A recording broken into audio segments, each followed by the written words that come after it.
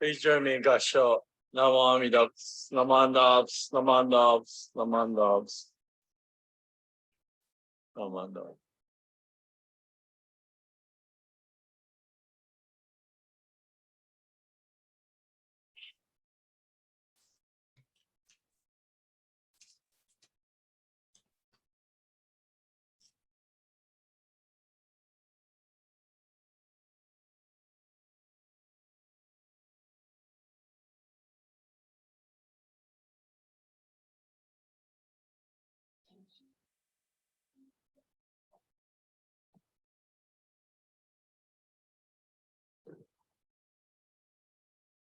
Good morning, everyone. Welcome to our regular Sunday service. Welcome to those who joined by Zoom. And we'll begin our service with a moment of silent meditation, followed by the recitation of the Nembutsu.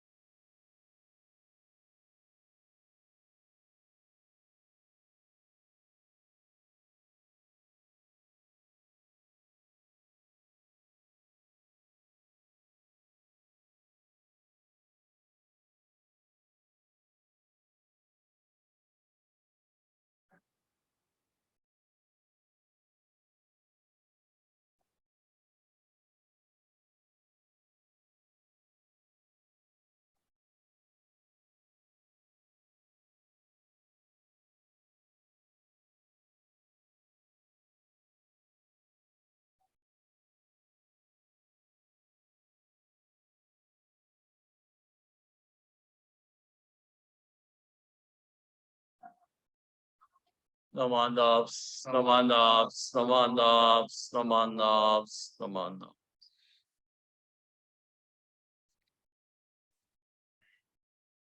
Next will be, actually, I should, hang on.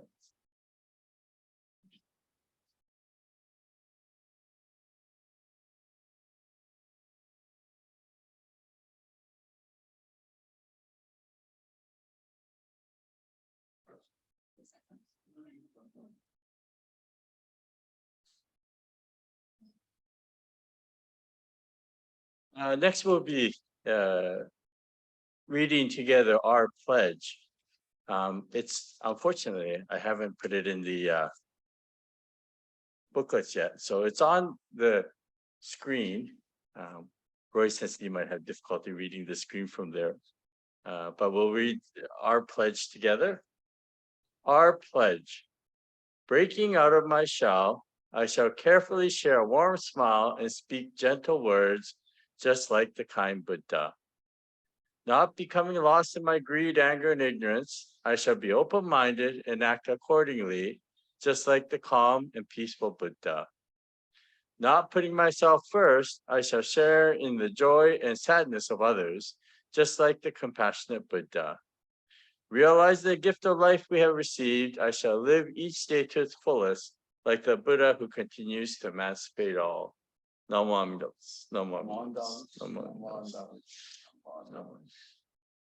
And now we will have the verses reaffirming the vows, which is on page 117 of the red book, Seiten, 117, or on the screen for those of you joining by Zoom.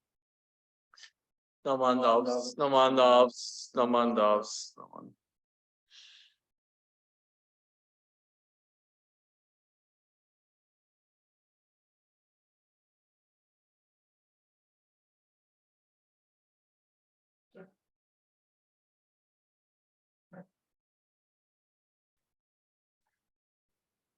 I have made unrivaled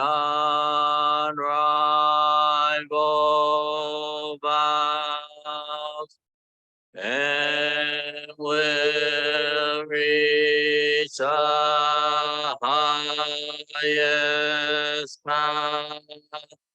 If I fail in any way, may I not attain, but should I not provide to all for countless countless to come, aid in times of suffering. May I not attain, but I will reach enlightenment. But unless my Buddha name resounds throughout the universe, may I not attain Buddhahood. I will practice a noble path, wisely, mindfully, free of greed. Seek to reach a supreme way. Be a guide to one and all. May my power shine great light to illumine and dispel the darkness of the three poisons and save all from suffering. With eyes of wisdom, I'll remove the darkness of ignorance. I will close all evil paths, open gates of highest good. When I attain Buddhahood, light will shine throughout all lands, light brighter than sun and moon, outshining all heavenly lights, giving my virtues to all, not forsaking anyone. I will proclaim the Dharma like the roar of a great lion, bowing before all Buddhas, steadfastly gaining virtues, with wisdom fulfilling my vows. I shall be a guide to all, like the wisdom of my teacher. May my wisdom also shine all throughout the universe and illuminate one and all. If I shall fulfill these vows, may all lands tremble with joy from the heavens, wondrous flowers rain down upon all the lands. Naman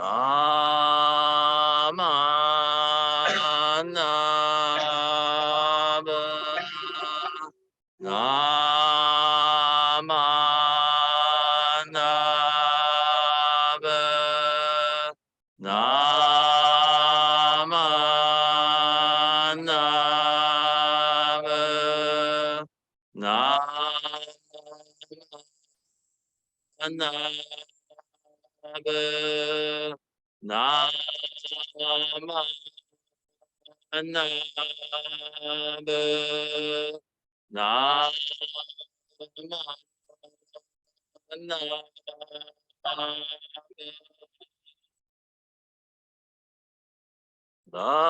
the virtue of Amitabha is shared equally by all, together attaining awakened mind. We are born in a land of peace.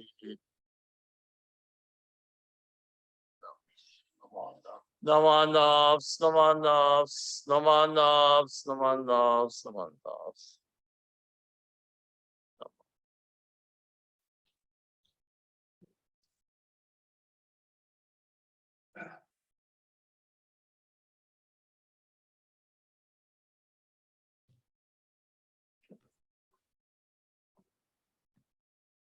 So once again, good morning, everyone. And it's my pleasure today to have Roy Sissa give the Dharma talk.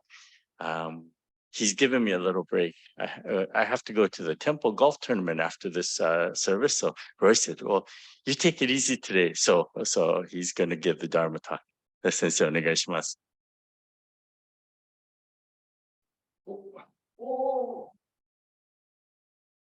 No, thank you. Thank you.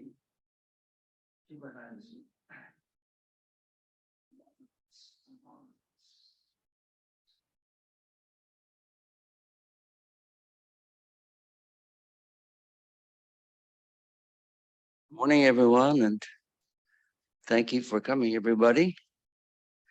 I've got my glasses on, and I'm still having difficulty making my adjustment. I've had my cataracts removed on both eyes, and my ophthalmologist is saying that maybe we don't need them, the progressives that I used to, but I think I'm going to have to, because these glasses, that's my reason why I kind of stumbled a bit.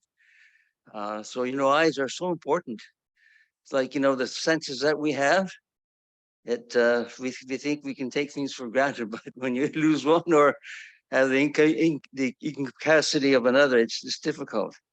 But here, I just wish to begin our service or my Dharma talk with Gashro together, please. Namo Amida. Namo Amida. Namo Amida. Namo Amida. I'm trying to keep it short, but as my wife Itoko says, you keep it short, but it's long for many others. So it's a matter of perspective. Anyway, when you think about what you're going to say or talk about, you want to kind of think about it without really making your decision. And I guess it was 2 nights ago. I thought, well, we're having a golf tournament, and I think I'll talk about something that's maybe somewhat related to golf. And let me give it a try. But so the beginning of my Dharma talk this morning, I'm going to read from the Search Satan, the Purple Satan. And there's a section there on page 277. And you don't have to turn to it, but if you wish, you may. Because I think it's pertinent to our presentation or my talk this morning. The Buddha was not a dry, unemotional rationalist. He spoke with knowledge and authority. These talents would not alone have given him the permanent place which he occupies. It is not so much because he preached the truth, it is because his personality won their hearts that his words appeared to be true. The power of his compassion and his determination to save the world can hardly be doubted. The consciousness of an almost cosmic mission is one of the things most certain about the Buddha. Repeatedly, he is described as the one born into the world for the good of many, for the happiness of gods and men out of compassion for the world. Namo Amida Butsu, Namo Amida Butsu, Namo Amida Butsu. Now, this quotation, it comes from the Satan, and the Satan, I'm sure that Reverend Grant is very familiar with because he provided the translation for this. This Satan was a BC, at that time, the BCC project. And I think Reverend Kyojo Sensei Ikuta and Reverend Takahatake, along with Bishop Toshio Murakami, had a great deal of contribution to this. So I give credit for all of these gentlemen,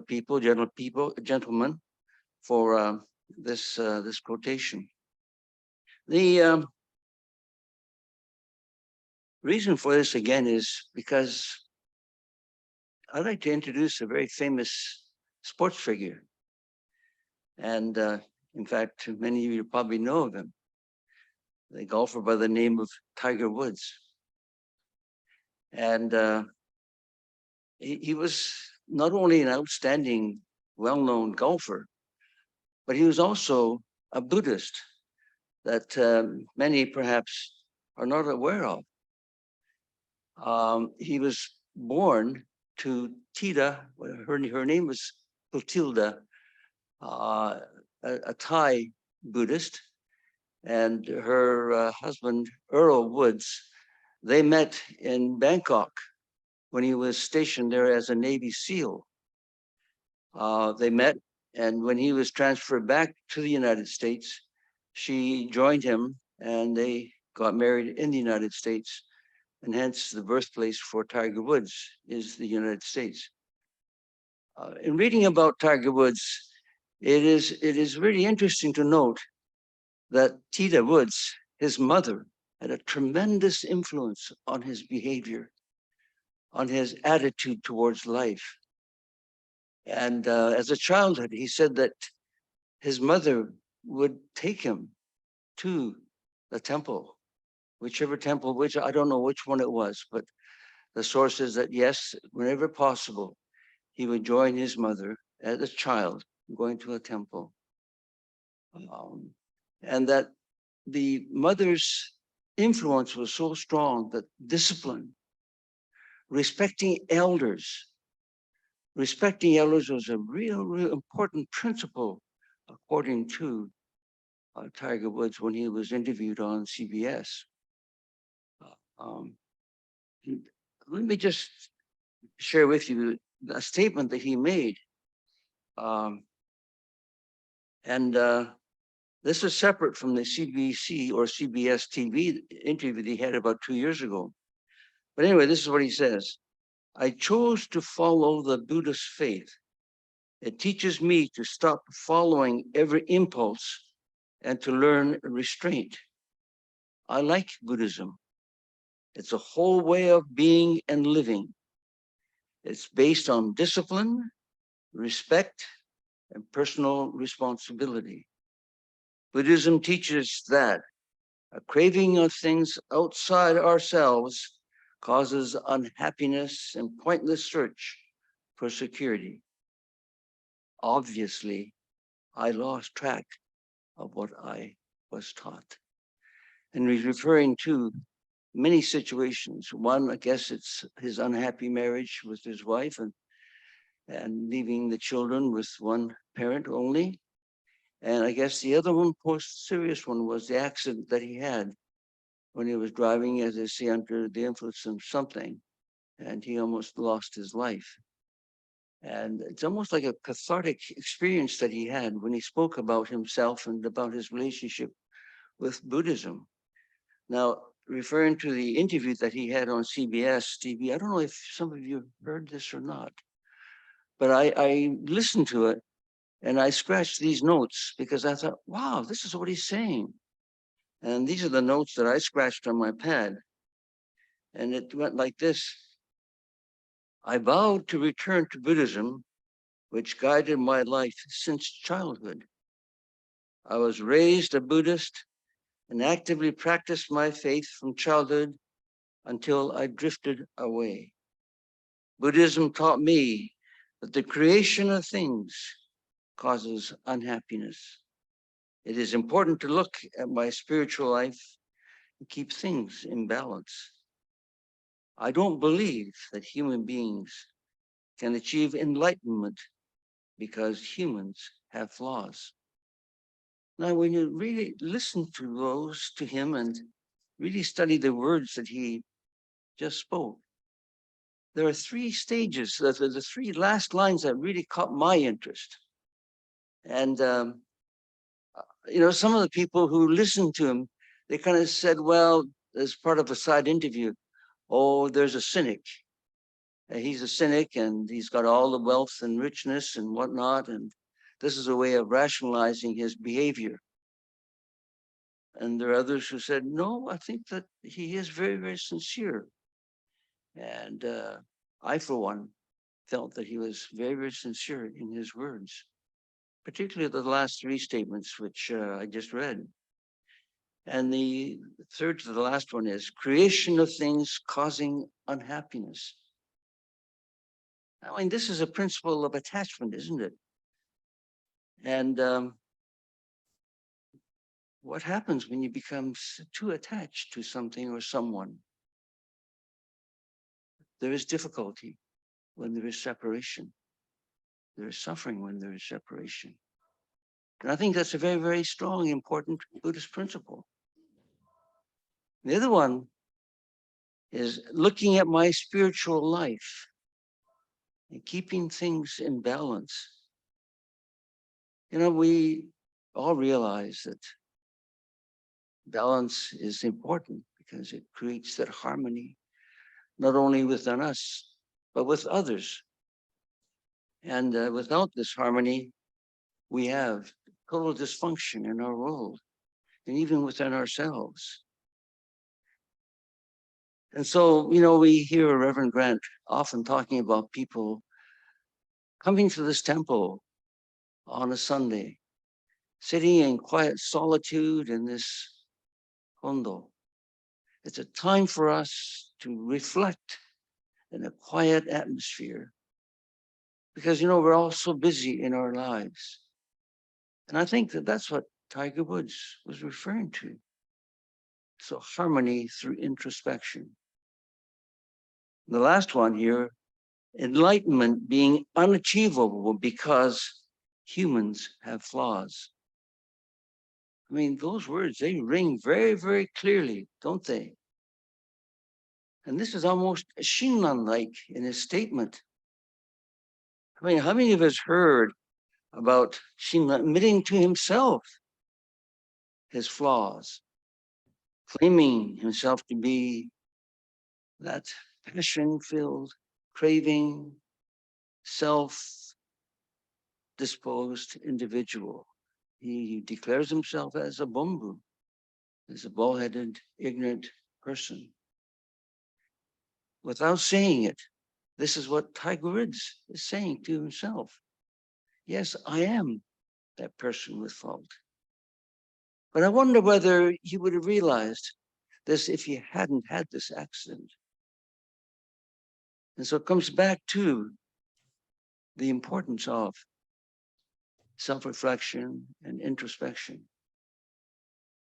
Following this interview, I read the following, and there are some Buddhist scholars, I guess, who kind of said, I don't know about Tiger and what he is saying, reflecting on his episodes in life.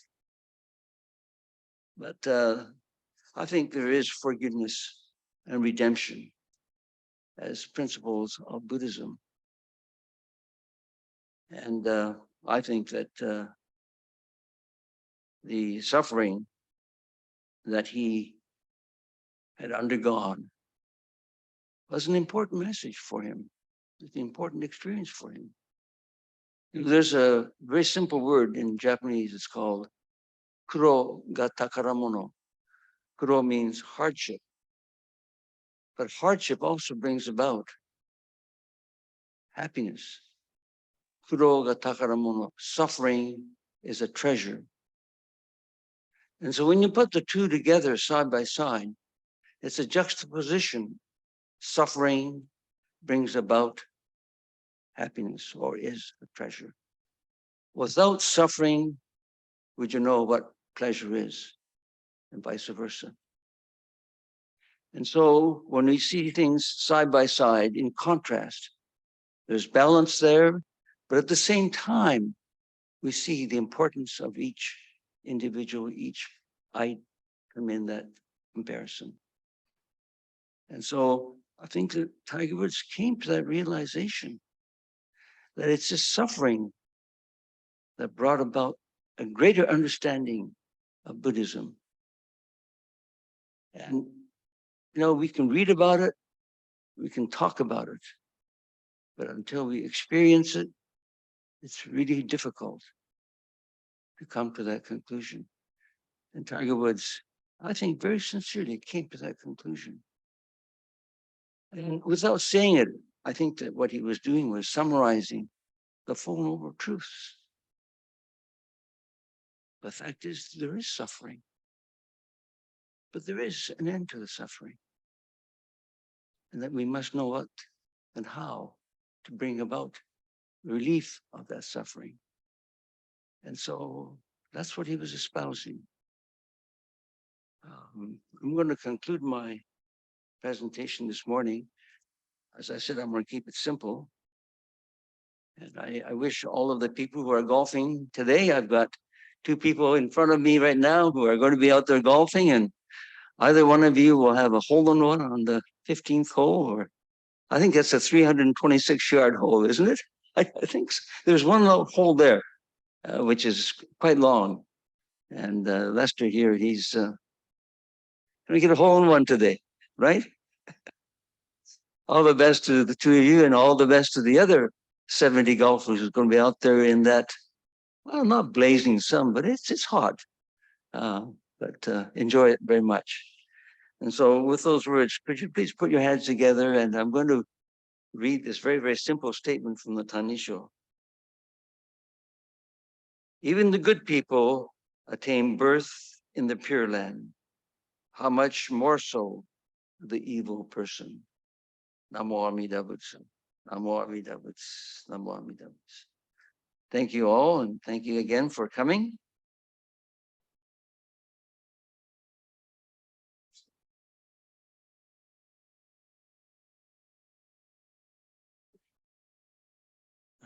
Thank you very much, Roy Sensei. Well, I wasn't expecting that talk today on Tiger Woods. But I did think that maybe Roy Sensei, when he was talking about suffering, was talking about my golf game, because it has been suffering. So thank you very much, Roy Sensei. And we'll conclude this morning's service with the recitation of the Nembutsu. Namo Amida Butsu. Namo Amida Butsu. Just for coming events. So next Sunday, we will have our Shotsuki monthly memorial service. That's August the 7th. and that'll be from 10 o'clock. And then the following Sunday, there is no service because I'll be out. A number of us will be out on Vancouver Island for the Obon Cemetery tour. So there's no service here on August 14th. Okay. Thank you all and enjoy the day. See you day. Thank you.